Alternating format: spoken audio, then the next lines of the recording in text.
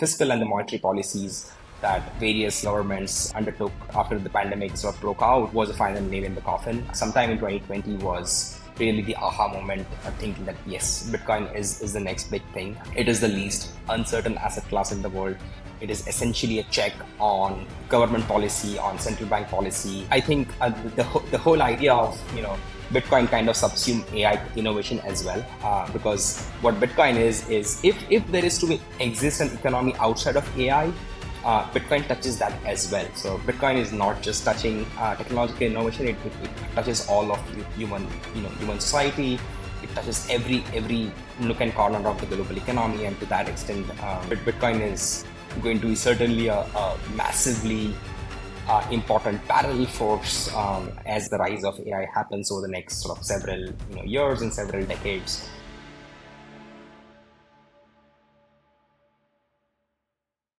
Introducing the Blockware Marketplace. Start mining Bitcoin today. This has the potential to transform the mining industry, as now anyone can buy a Bitcoin ASIC using on-chain or Lightning, see its historical and live hash rate before purchasing, and be earning Bitcoin mining rewards in minutes.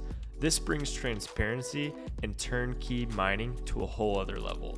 Start mining Bitcoin today at marketplace.blockwaresolutions.com.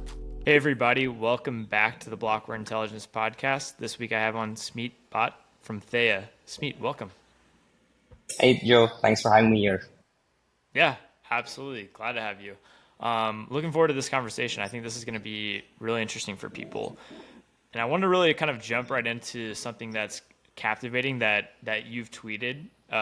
Basically this idea that, Silicon Valley types, seed investors, VCs, that, are kind of speculating in a bunch of different companies, hoping that, one of them becomes a unicorn and has a successful exit.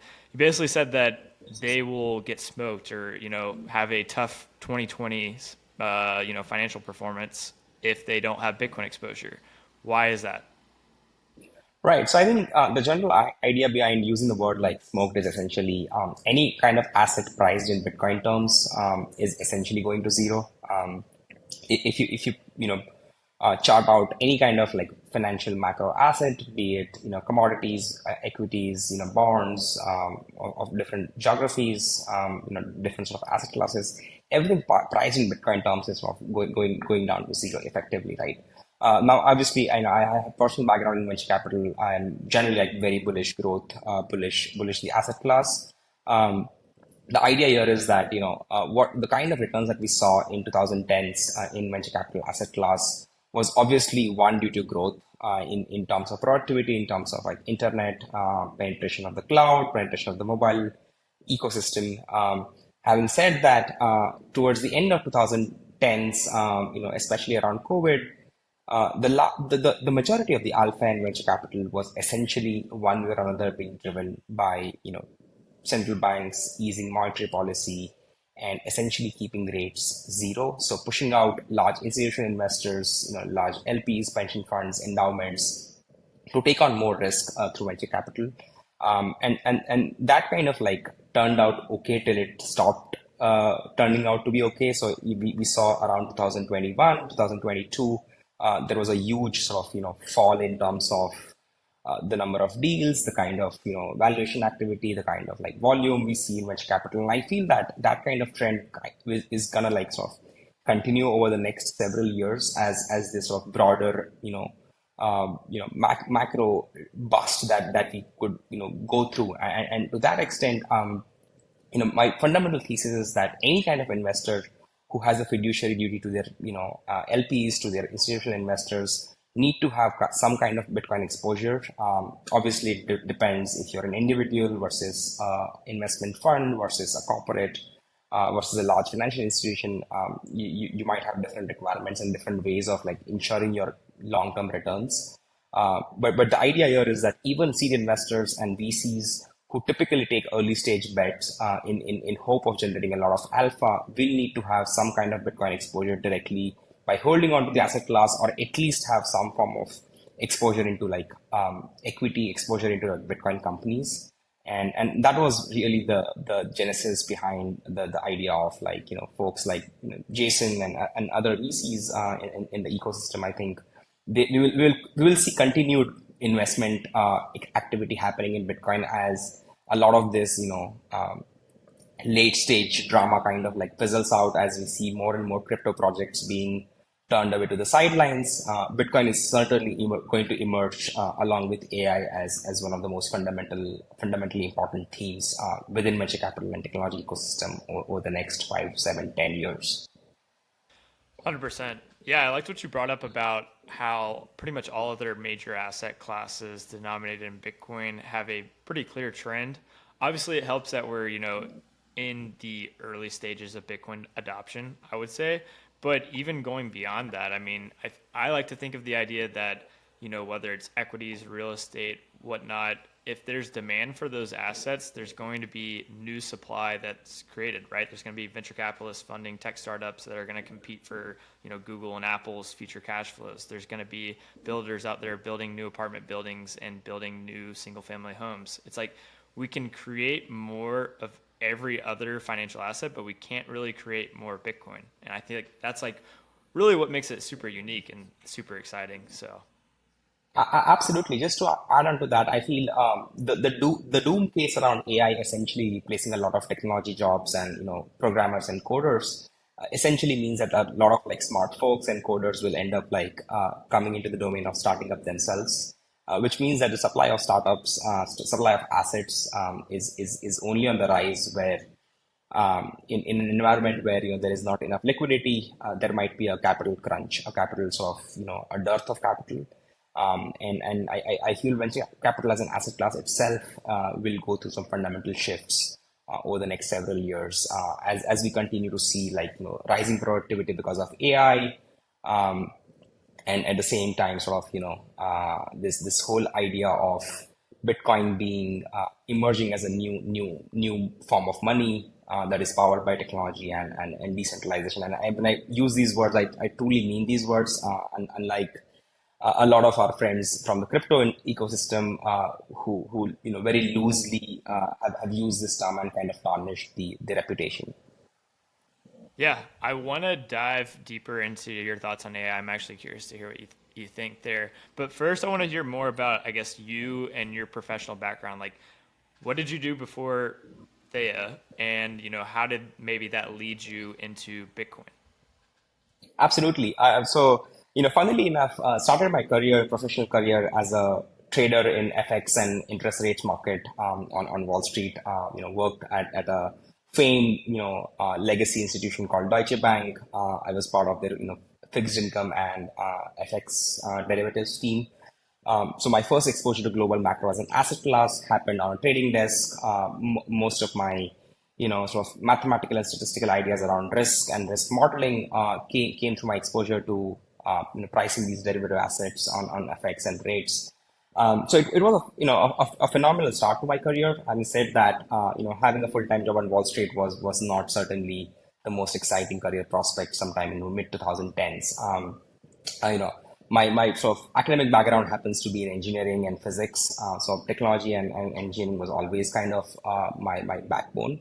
And sometime around mid 2010s, as we sort of spoke about, rise of venture capital, rise of like technology startups, I kind of was fortunate enough to like ride that wave first as a founder, then as a VC investor myself, and then after that, finally as a founding member of an enterprise software company before founding Theya. So Theya is technically my second time starting up as an entrepreneur.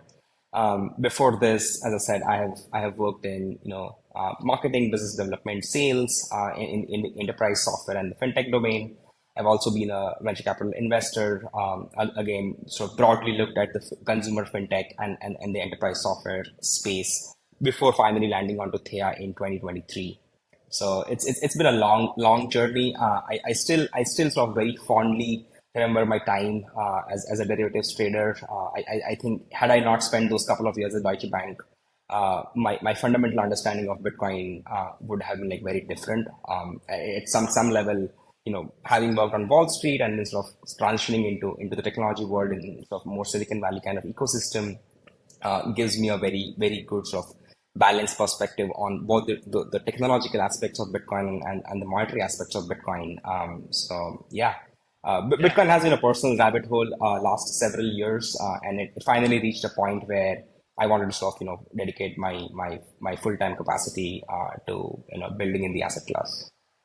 Yeah, that's awesome. I guess where in those past several years did you originally discover Bitcoin? And like when you had maybe your first or second touch point with Bitcoin, was it an immediate like aha, or was it like I feel like for most people it's a slow process where you have to hear about it a couple times, you have to dig a little bit deeper and see, what's really here.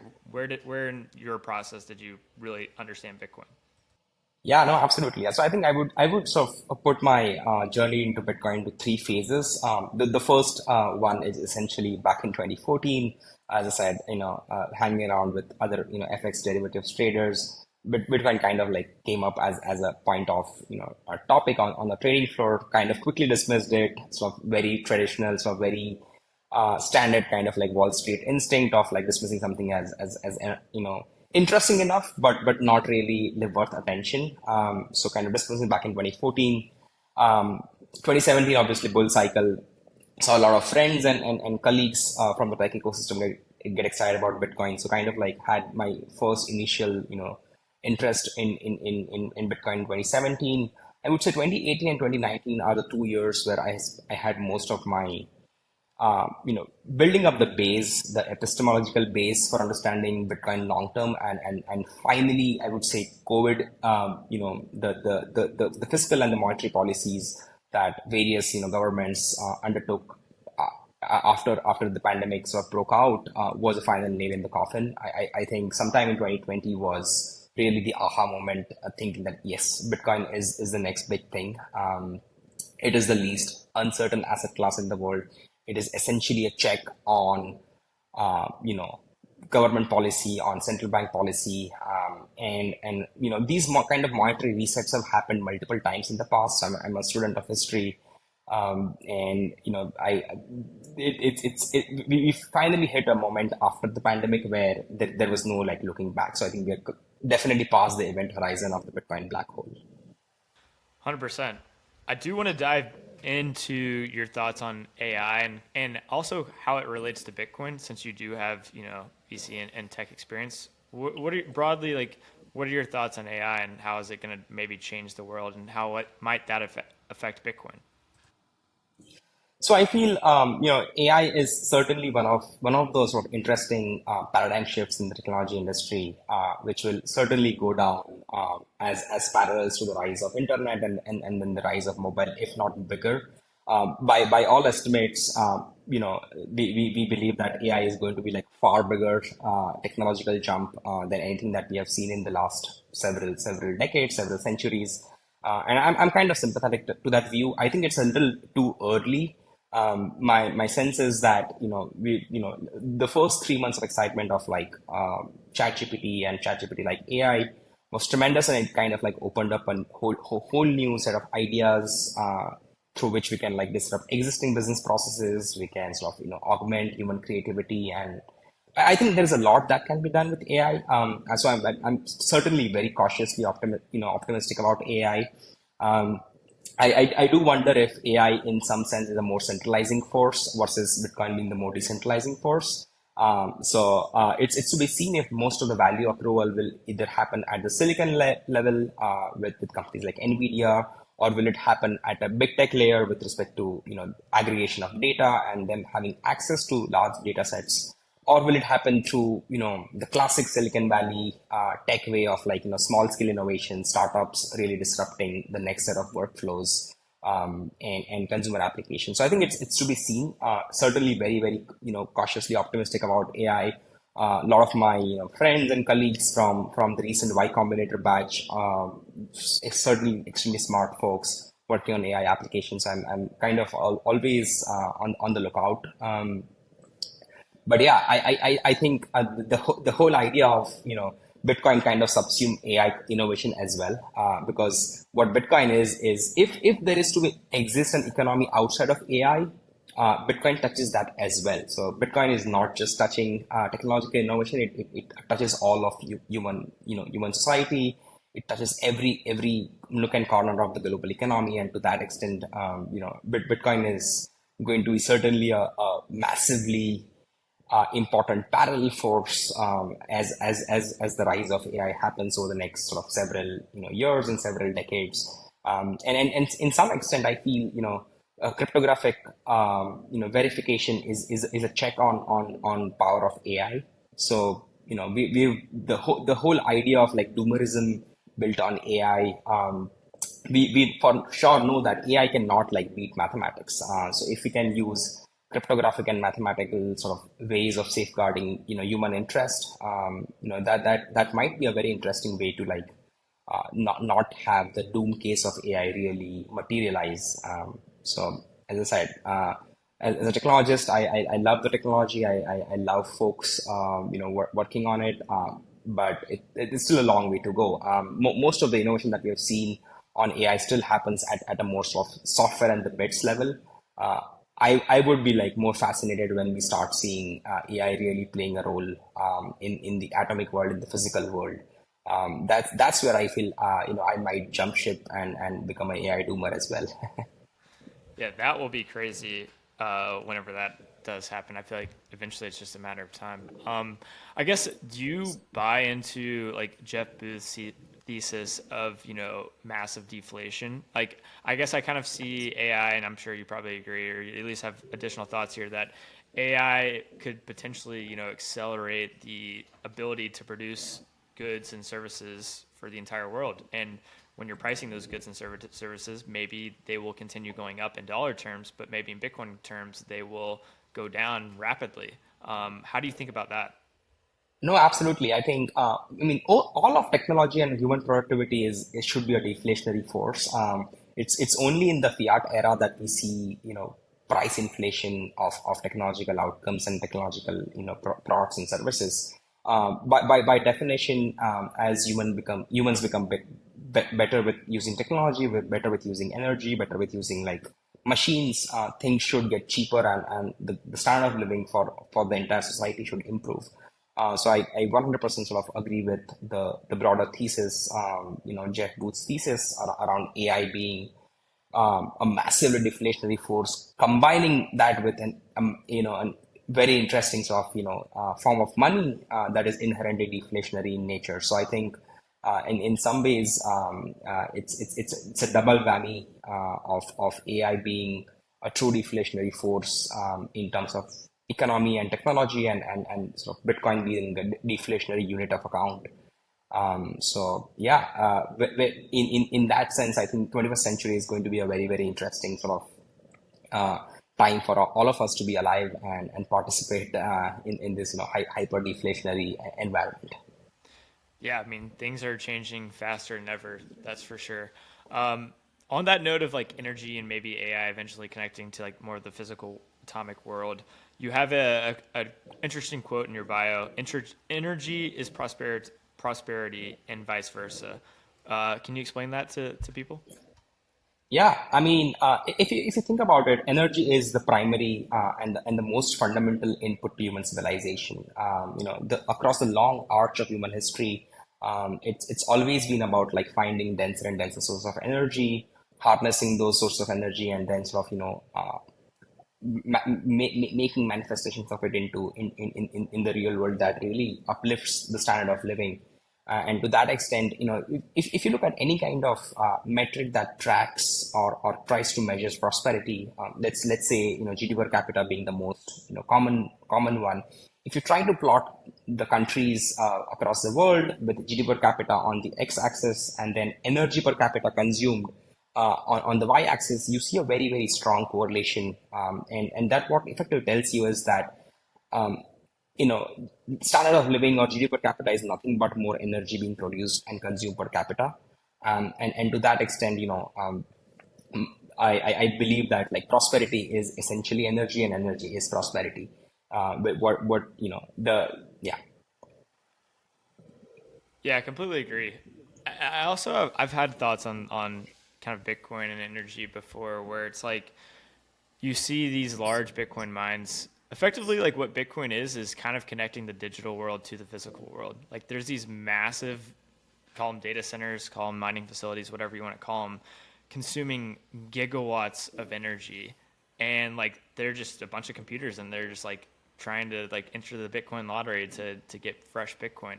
I feel like maybe with like what's happening with AI, because you talked about like how AI may not be like really affecting the physical world quite yet, but I feel like Bitcoin as it gets larger and bigger is like that bridge between the physical world and like the digital world, maybe like getting bigger.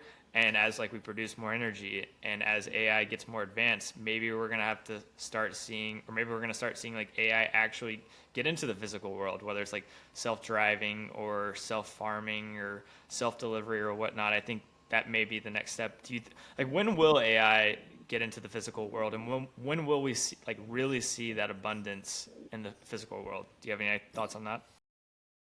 Hey everyone, this week I want to talk about Stampseed. This is very cool metal plate where you can literally stamp your Bitcoin seed phrase with this hammer that they sell you into this metal plate. This is a must have for all Bitcoin holders. If you have taken self custody of your Bitcoin, you want to make sure you've recorded your seed phrase on something that is fireproof, waterproof, and time resistant. This is a great product for Bitcoiners who have taken self custody and want that extra level of security and resiliency to store their Bitcoin. So if you are interested in this product, definitely check out stampseed.com. Use code Blockware15 for 15% off the entire website. I mean, I think my best case scenario is about 10 years. So sometime in 2030s, I think we'll start seeing AI's real impact in the physical world. I certainly doubt if it will be faster than that. I wish it were to be the case, but my sense is, and I feel one of the most bullish areas for AI from my perspective is essentially life sciences and biotech. Um, just being able to like simulate different kinds of like data sets and being able to like just fast track drug discovery and like finding solutions to like human diseases. That's something where I'm like most excited about AI's real world impact. So yeah, I feel that over the next 7 to 10 years, we will certainly see a rise of like impact of AI in the real world. Again, sort of going back to Jeff Booth's thesis of merging that with a hyper deflationary force that is Bitcoin. I think we could be at a real turning point in some sense. It's always hard to sort of while you are in that sort of same frame of reference, it's really hard to sort of pinpoint when the turning point is happening. So obviously historians have a better view of history and are able to like say that okay, like maybe 2014, maybe 2008, maybe 2020, like this was a turning point. But certainly it feels like we are in midst of that decade where the turning point is just right around the corner. Yeah, I completely agree.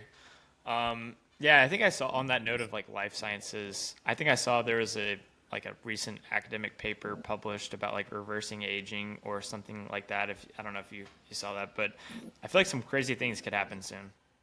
Absolutely. I think yeah, our ability to like sort of crunch large numbers and large run like large simulations would really allow us to like find solutions to human disease and human suffering that was previously like not thinkable. So certainly one of the most interesting areas for me within AI is if life sciences and biotech. And I say this as a person who has not had like very sort of professional background in biotech, but I just find that area to be very fascinating.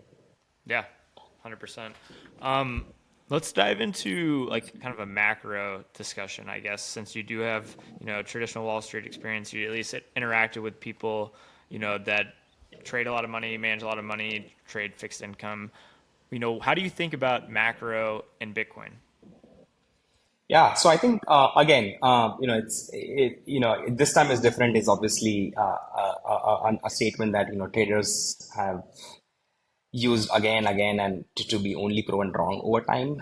But certainly, it really feels that we are in a unique moment, if not a completely different moment, in the sense that debt to GDP levels across the Western world is at all time high, and there's no real absent like a hyper deflationary productivity boom because of AI. There is no real way in which we can bring down the debt to GDP ratio without really like nominally just printing money and essentially having a structural monetary inflation. Obviously, there are great analysts and like macro folks. Shout out to Lynn Alden. I really sort of like her thesis around this idea that we are much more closer to like the 1940s than 1970s, because 1970s was not really a kind of an inflationary environment that was driven because of fiscal policy. It was 1940s seems to be a much more stronger parallel in that sense, where the current inflation that we see in terms of price levels is primarily being driven because of fiscal policies, where monetary policies obviously did not really help the case, but absent fiscal policies, we might not be seeing such a you know immense like erosion of purchasing power. And to that extent, like looking back at 1930s, 1940s gives us like better clues in terms of where we are headed. And to most of my friends at Wall Street and in sort of more traditional finance, I so the reasoning around Bitcoin to them from my perspective is always about like an insurance policy, a kind of a black swan hedge.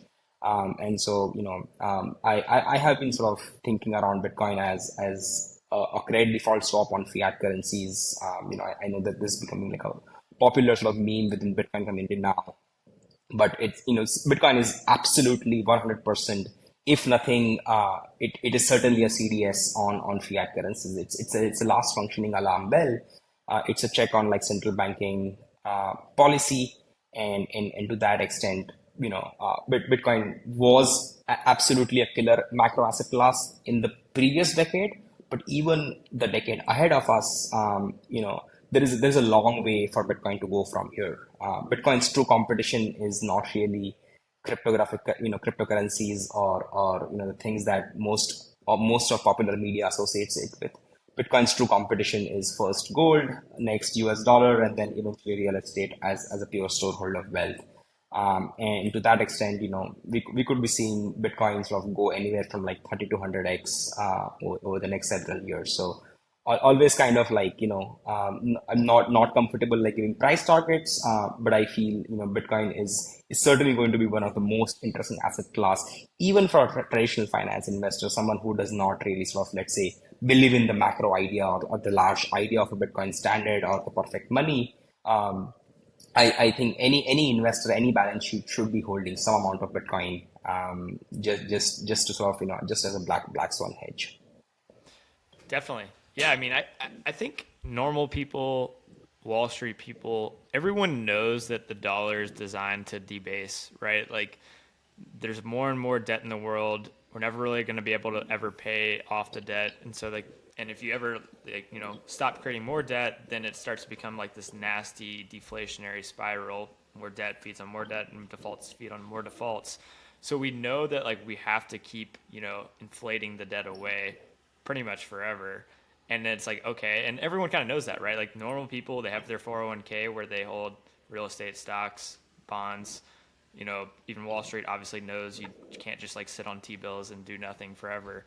You got to invest to grow your purchasing power over time. And it's like, okay, everyone knows that. The next step is just saying like, actually, Bitcoin is one of the best things that you can hold because of its unique monetary properties. So I feel like the world is like really close, and there probably, arguably there have been tipping points, whether it was like 2013, 2017, 2020, 2021. But I feel like we're probably on the cusp of, yet another tipping point, whether it's 2024 or 2025. Absolutely. I think, but before the end of this decade, we will see a major central bank, a G7 central bank holding Bitcoin as a strategic reserve asset on their balance sheet, if not earlier, right? So I had a bet going on with a friend where I sort of, put a bet that in the 2028 US election cycle, we will see one of the candidates taking a pro-Bitcoin position. It seems that I would be wrong on that bet because 2024 might be the election where, one of the major party, candidates could be taking at least the Overton window around Bitcoin and national debt and debt to GDP is certainly shifting, and it's certainly shifting in the right direction. So I think, yeah, certainly never been a more bullish time for Bitcoin. Yeah, 100%.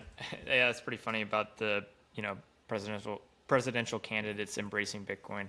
I mean, to me, it makes so much sense. Like, I think whether you're an executive at a large corporation or a politician, and you're just kind of like trying to do what's right, like for a large group of people, it's like no one really like hates you if you take on a small allocation to Bitcoin, but like there's a small group of massively growing small group of people that will like love you forever if you like take a small Bitcoin position. So it's like it's kind of a win-win scenario to do it in my opinion.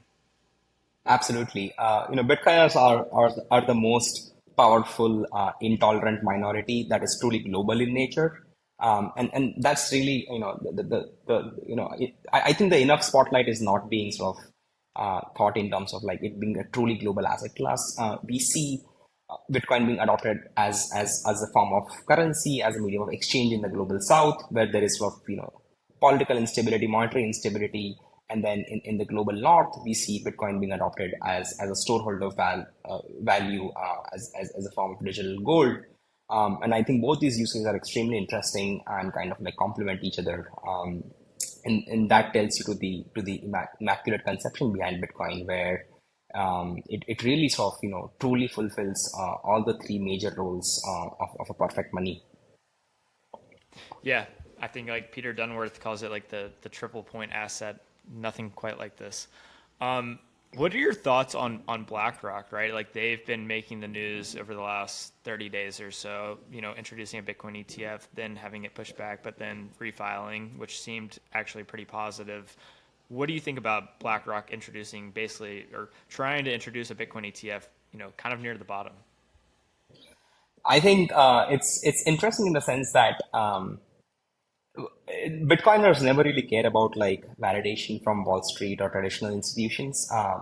But in popular imagination, this seems like a point where really like BlackRock can really push needle, and like really Wall Street looks at BlackRock as obviously one of the biggest institutions.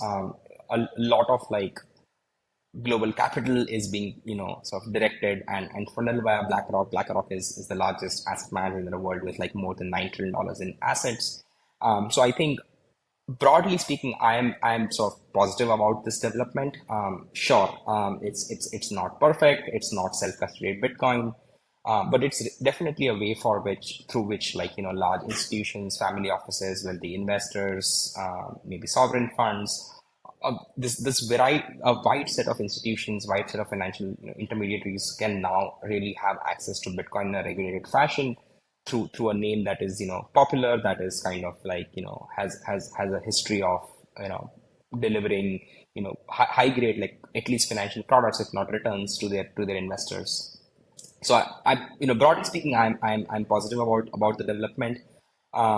We will see how it evolves. I think there is just a lot of like regulatory uncertainty around custody rules and how will BlackRock interact with different intermediaries. So it's to be seen.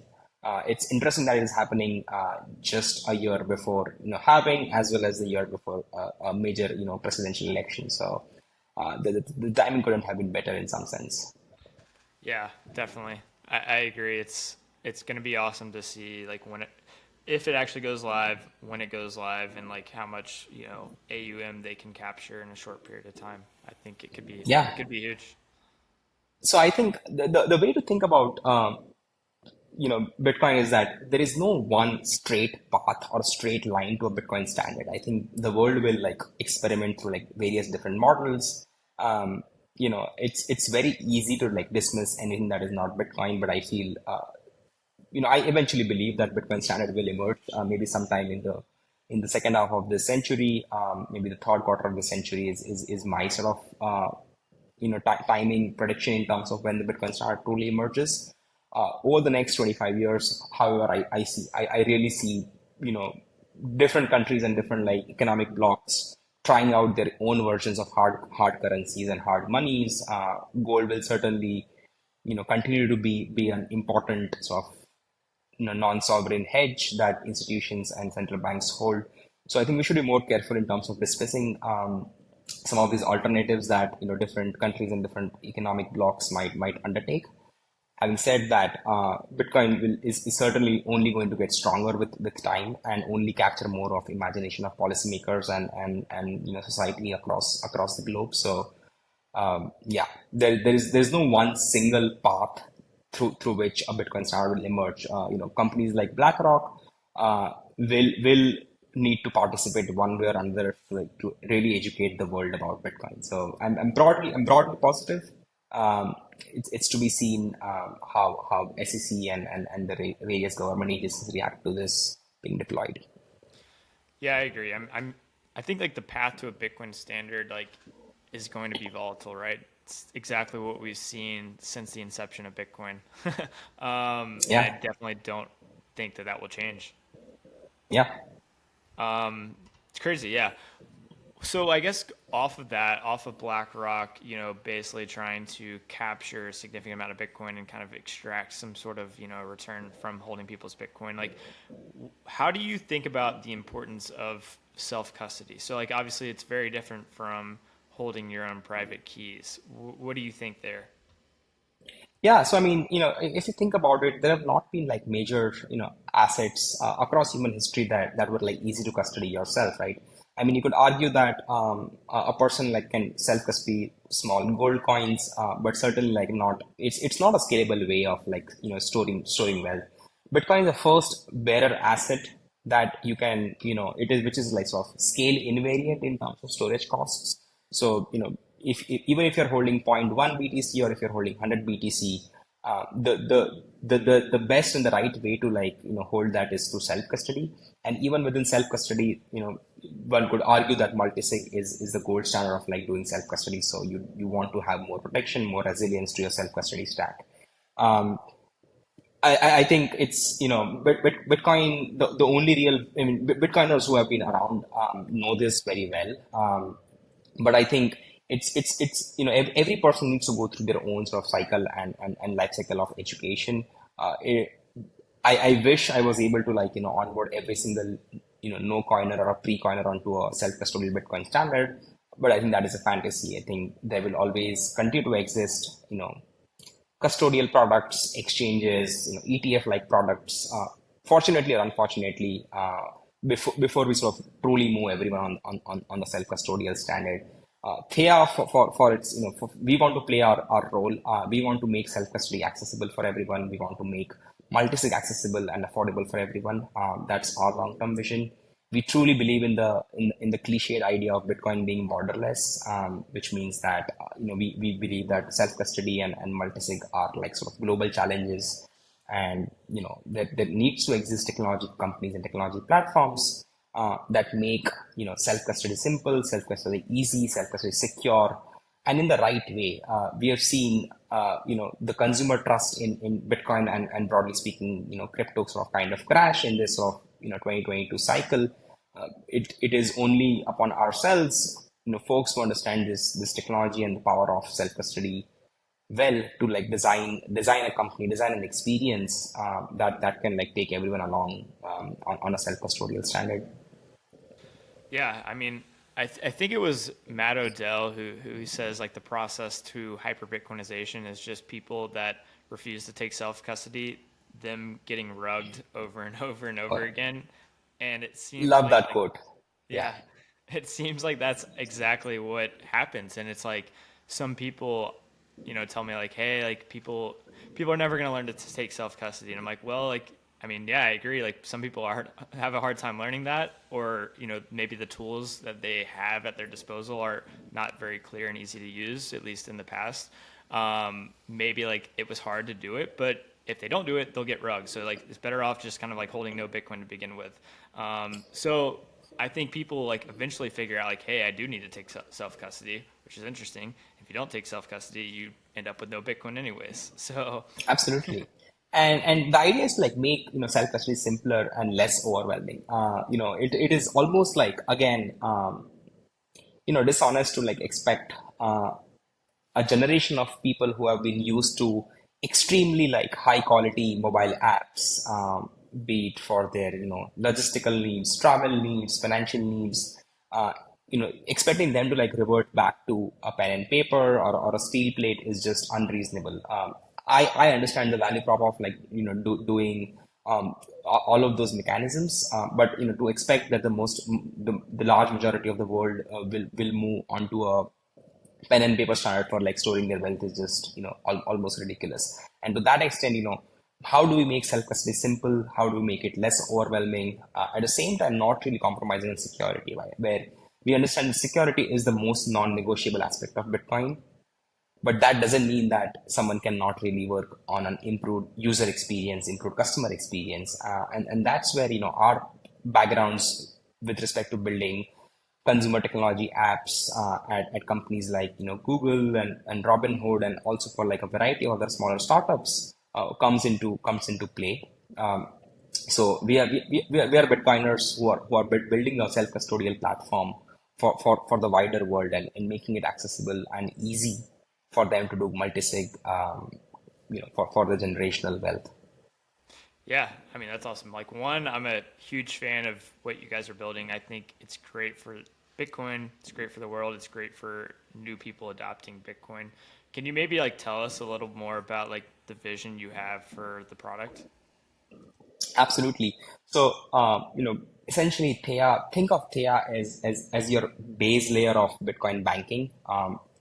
For any kind of like Bitcoin banking needs, you can think of, and I'm sort of trying to like talk in a sense where folks who are not necessarily Bitcoin maximalists or Bitcoiners today can also sort of kind of sympathize, where think of self-custodial Bitcoin as your savings layer for long-term wealth, and then all sorts of other kind of Bitcoin services will be built as layers on top of the savings layer, right? So multi-sig self-custody is your long-term storage, is your long-term way of like holding on to your generational wealth.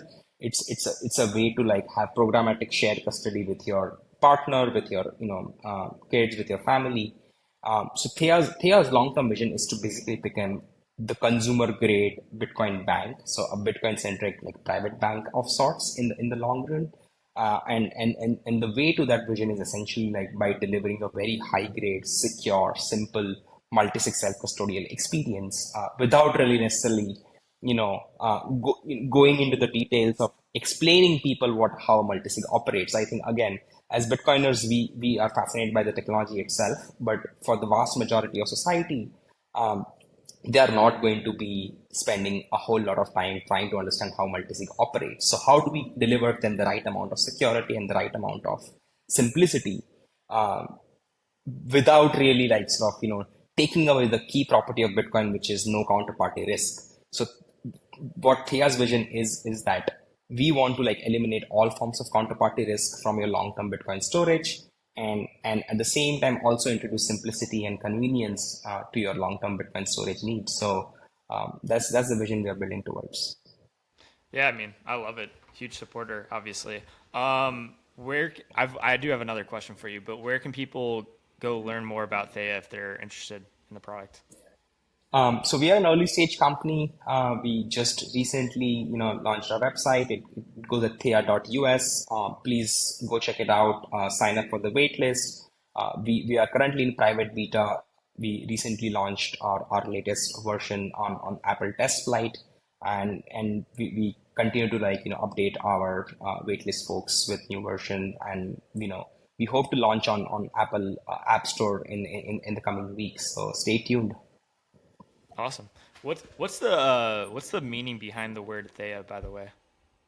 Oh, so Theia is essentially the Greek root word essentially means um, a goddess of vision and sight, and for us Bitcoin is essentially long term vision, long term prosperity, and that really sort of inspires us to keep the name Theia. Nice. I like that. It's very cool. Last question, then we can wrap it up.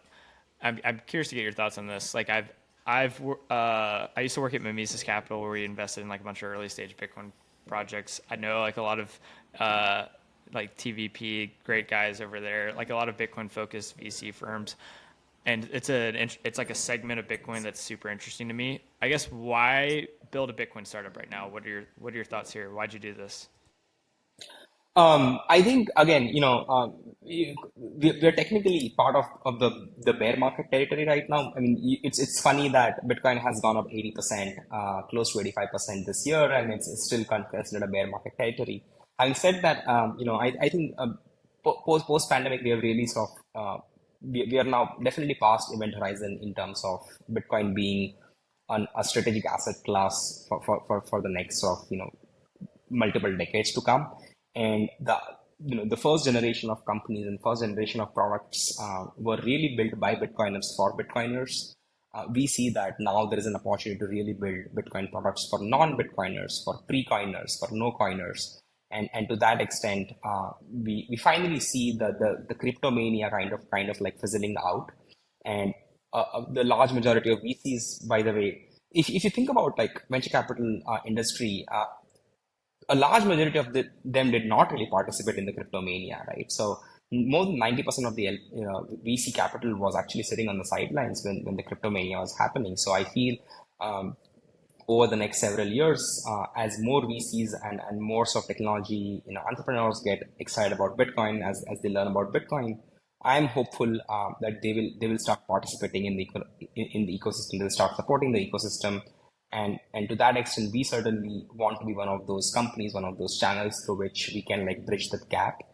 Silicon Valley was, for the most part, like very bullish on Bitcoin in the first half of 2010s, right after Bitcoin was kind of launched. But after the ICO sort of boom and the rise of DeFi and the rise of like excess liquidity created by the Fed, we saw them like kind of like pivot into like the broader crypto space. We certainly see that reversing trend. Our current investors happen to be all traditional sort of big name VCs that you would find on any other Silicon Valley startup. And to that extent, as I said, we want to be one of those channels through which we actually gain attention of large pools of capital sitting in Silicon Valley and get diverted into Bitcoin. Yeah, that's awesome. I mean, it's really cool to see like a Bitcoin focused startup going through YC and having like the background that you guys have because, it's kind of it's not normal in the Bitcoin world. But I think it definitely will become one as Bitcoin goes through another cycle and doesn't die again and everyone is forced to reevaluate what it really is for themselves. So, Smeet, this was awesome. Really enjoyed this conversation. Thanks, Joe. Thanks for having me.